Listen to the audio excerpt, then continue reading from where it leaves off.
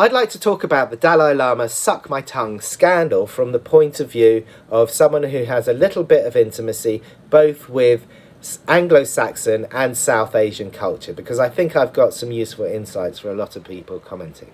But first, I think it's important that I recognise a couple of things. To begin with, I know that we're all growing through our own stuff from the point of view of adult-child relationships, and I have a lot of compassion for those people for whom that's a painful or a difficult process. It's also worth noting that in the West, we've got a long history of being conditioned to believe that sex and perhaps lust lie at the root of almost all human actions, going back thousands of years potentially. I also really want to point out that we haven't heard, to the best of my understanding, from the child or the child's mother. And so we all stand to be corrected about what we think about what happened.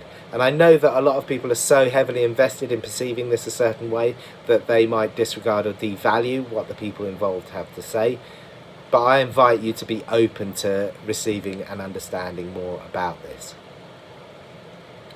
So, getting into the subject at hand, I think there is also something that I really need to raise, which is that South Asian and Western body language is quite different in sometimes quite nuanced ways. And a lot of people aren't aware of this because people like myself and other second and third generation immigrants, and even some people in the South Asian subcontinent itself, mimic or have absorbed Western mannerisms and behaviours because we're immersed in it, either by being here in the West or through the media. Nevertheless, it's true to say that, for example, a lot of South Asian students coming to the West get treated as if they're somehow dishonest or devious because they shrink away and avoid eye contact with authority figures, whereas they see this as a mark of respect. And this is true even for like university and school teachers, let alone for someone as revered as the Dalai Lama. So it's worth viewing the child's behaviours in that light.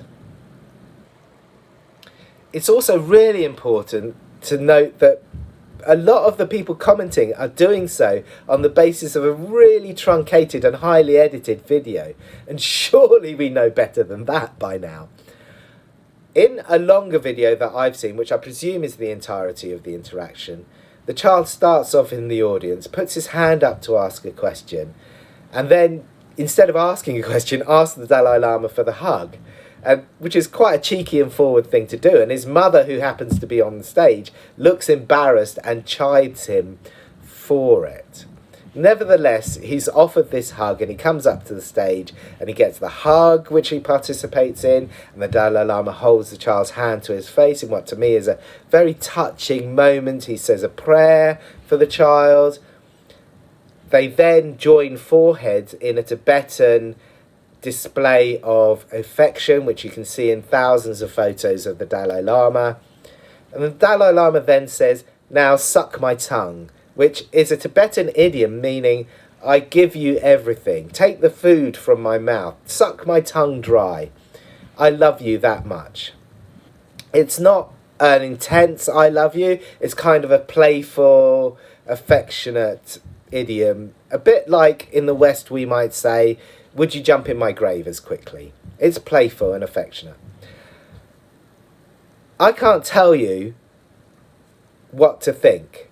To my Western eyes, I can see why people are perceiving this as a child being and feeling violated and reacting in that way, and just this being a bad moment. But with my Eastern eyes, what I see is a child being appropriately bashful in the presence of an extremely revered figure, getting a lot of attention and affection from him, and being mindful of the fact that his mother has chided him for being so cheeky and forward. I can't tell you what to think. I can only give you my perception and invite you to consider it.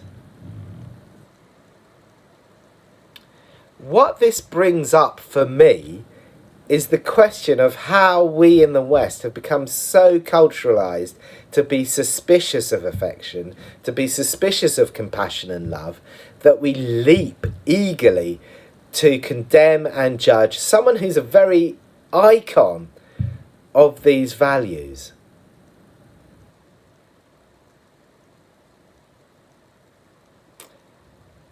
I do also want to touch upon the cultural absolutism or cultural supremacy or cultural colonialism that's going on in the way people are approaching this.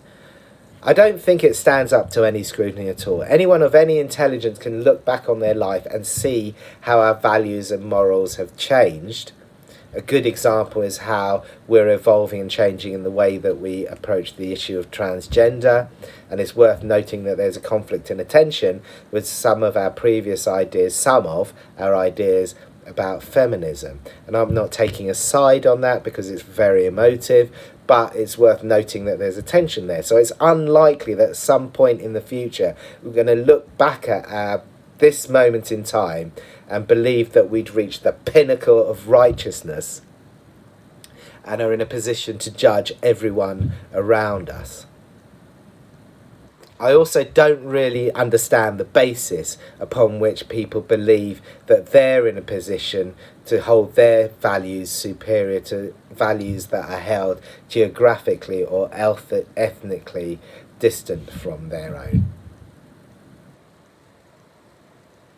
I think the most important thing that's come out of this for me is the question as to why we, including myself, project our values onto other people, especially with such limited information, where we can have such limited impact. And how much better it is for us to look upon our own lives, look upon our own actions and compare them to our own values, and in this particular instance perhaps use it as an opportunity to examine the way that we behave when we're in positions of power over people. And most of us are in positions of power over people at certain points in time. And what is the place from which we act?